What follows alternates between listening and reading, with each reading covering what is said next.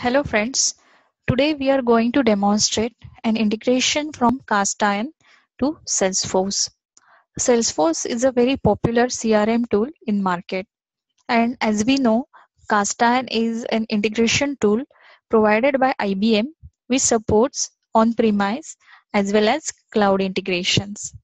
So let's start with our use case. First, open the Cast Iron Studio and create a new project. Here, give a name as CI to Salesforce.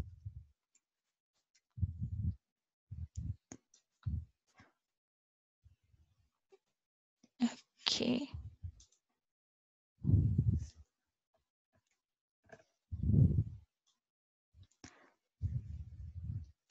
Okay. Once you create a new project, a new workspace will be shown, and one orchestration with no activities will be created. Now, in our use case, we are using HTTP server to send a request to a Salesforce and get a response back.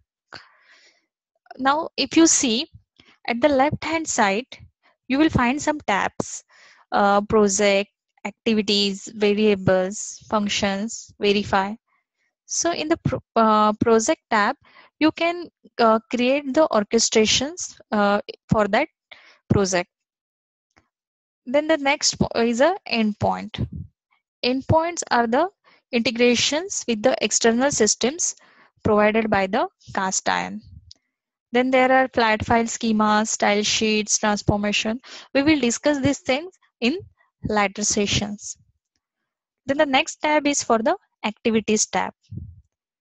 In activities, you can either use transform or logic to manipulate the data.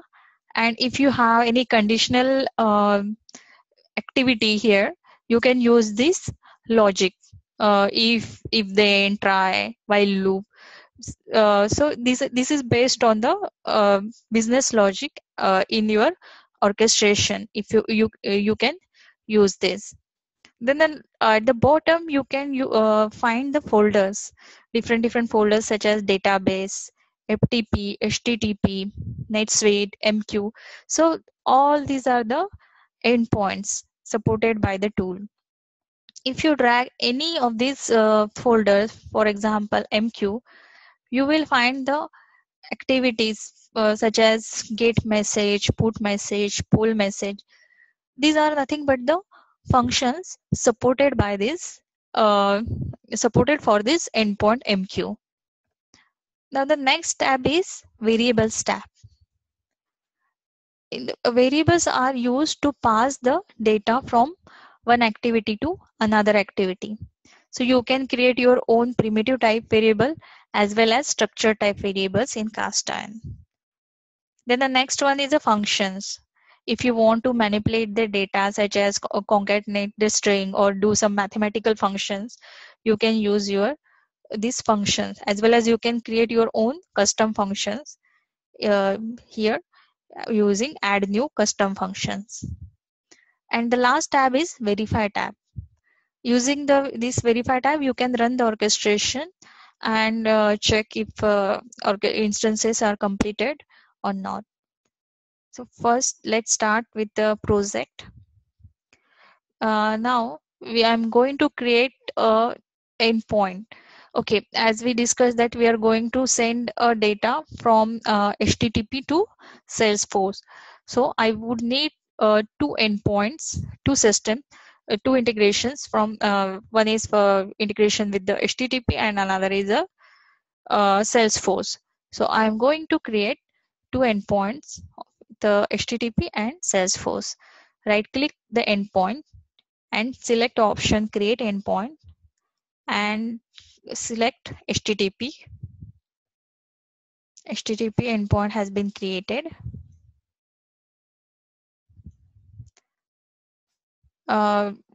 Make sure you are selecting integration appliance receives request option. Then the next endpoint I'm going to create here as Salesforce. Right click the endpoint, create endpoint and select salesforce.com. Before using this endpoint, you would need a username and password for the salesforce.com.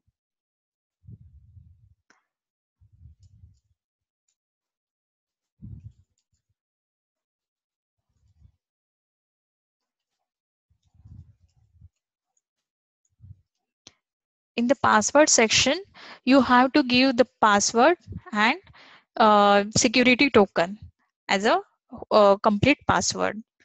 Here, the password will be your Salesforce account password plus the security token sent by the Salesforce. Okay. Then click on the test connection. Okay. A connection is successful. Now these two endpoints are created. Come back to the orchestration. Rename this orchestration as right click on the orchestration and click on rename as HTTP to Salesforce. Now first start with the HTTP. Here we are going to first send a request from the HTTP web browser to the Salesforce, and then we are getting a response back to the HTTP. So drag this HTTP here.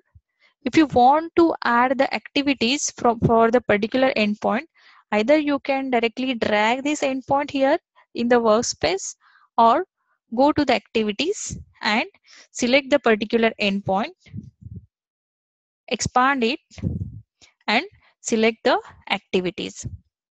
Now there are different type of activities. So initially, when you want to create any orchestration, you would first need starter activity. So what is that? Any blue colored activity, any of the endpoint you will find here will be the starter activity. Starter activity means it will be the always first activity in the orchestration. So here my starter activity is a receive request activity. Just drag it. Once I drag this receive request activity in the workspace, at the bottom, I can configure the properties for it. So here, the second option is a pick endpoint. Click on browse. I want to pick the endpoint and select HTTP endpoint, which we created recently. Okay. And here next option is a configure option. In the configure, you have to configure the path after host name. So context root we have to configure here. So just give test HTTP as a the path after host name. And here at the bottom you will find the options. In the options there are the two options shown: requires a reply and use compression decompression. First check on the requires a reply, as I would need a response back from the HTTP server. Okay. Then the next next functions here is a send response. As I have selected here send response, I have to use this send response in the orchestration, otherwise it will throw an error. So, before adding send response, first configure the variables, select map outputs, and here we have to use create one variable and pass it to the body of the request. So go to the variables and right click, create new variables, and select which type of variables you want to create. I'm going to create as a string and click on the next. Give the name as first name. Here I am passing the first name first name from the HTTP to a Salesforce, and here in Salesforce I am going to query the contacts object to check if there are the users with the given first name available. So we are going to create this first name as a variable, string variable, and here in the select output just select the first name which we created. Now do the mapping from body to first name. Okay, this is done. Then the next one is we have to add the send response here. Okay, uh, and okay, the map inputs we will do it later. Now then next is integration with the Salesforce. So we have to drag this Salesforce endpoint in the workspace and use the functions supported here for the Salesforce. First, I want to take the server's timestamps, let's say. So use a get server timestamp. In between the receive request and send response, I am using the Salesforce activities. Okay, and here get servers timestamp, select on this, and in the properties configure is there, log pick endpoint is fine, and in the map output section, if you want to map the input variables, same type of input variables with the same type of output variables, you can just create the variable of same type using the copy option. Okay, it will create the XML. Suppose I have clicked on the copy. Now in the input parameters are XML type server timestamp and XML type session info. Now if I want to create the same type of variable for the output, just select this server timestamp and click on create. It will automatically create a mapping from input server timestamp to output server timestamp. Then the next point is we have to query to the Salesforce with the first name. Okay, then select the operation query objects here. Select the query object. Pick endpoint is Salesforce. Go to the configure and write the query. I'm writing a query as select first name, last name, and email from contact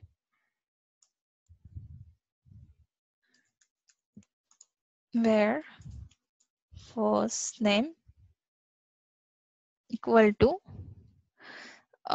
dollar. If you want to access the variable which you created in Cast Iron in the query, SQL query, you can use the dollar sign and the variable name. Variable which we created here in the receive request is a first name. Okay, so we are going to use this variable.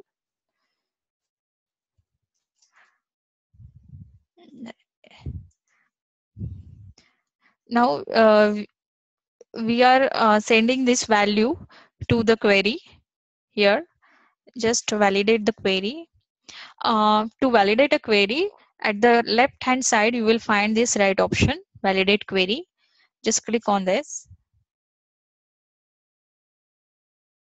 Okay, my query is validated. Now come to the map inputs. In the map input, select the input which you want to configure. Now I want to select this first name which we mapped here in the receive request. I am passing the request from the browser, and I'm setting the value here in the variable of first name. So I'm using this first name and mapping this parameter with the first name. Then come to the outputs. In the outputs, it will create the variable contact as an input, which contains last name, first name, and email. Just copy this variable for the output. Then select objects XML, which will create object output variable, and it will map also. Now here, come to the send response. Click on the map outputs, select input, and I want server timestamp here as a response on the web browser. Then select a server timestamp and map it to the body of the HTTP send response. Okay. Now save your orchestration. Validate it. To validate the orchestration, on the top, you will find here to write symbol. Just click on it and it will show you if your orchestration is designed perfectly or not. And here my studio is valid. Click on OK, and now you can start your orchestration. Go to the verify tab and just start the orchestration here. There you will find a blue color triangle button, which is used to start the flow. Just click on it.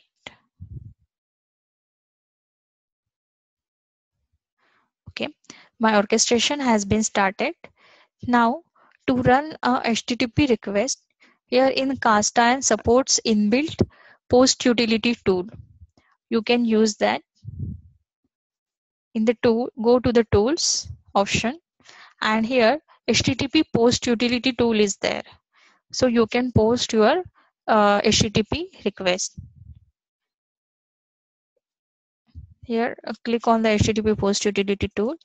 Here after host name, I have to give the path which we configured here in receive request activity.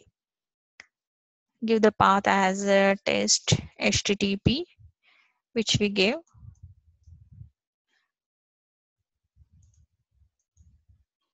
And select a method as post.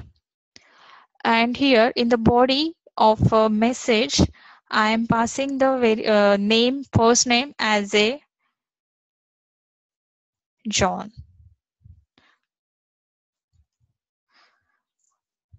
Now I am going to search the contacts containing the first name John. Just submit, click on submit. Instance is completed, and we can see the response also. Okay, I got the timestamp also. Okay, just expand this instance and come down to the query object, and here expand this map output to orchestration and object. Here if you see, we have mapped this object XML with the result, and you can find the two objects which contains the first name John, last name John, there's a bond here Kravitz, and the email. Okay, now this object has been retrieved. Then the next is a send response output. We are also getting the server timestamp and sending it back to the browser. So we will see it here in the send response. In the map inputs, we have to check it in to activity, because we have configured here with the two activities body variable. Here you can find the server timestamp also. So in this way, you can integrate uh, from the HTTP server to the Salesforce using Cast Iron. So in next session, we will see how we can create the object in the Cast Iron. Thank you.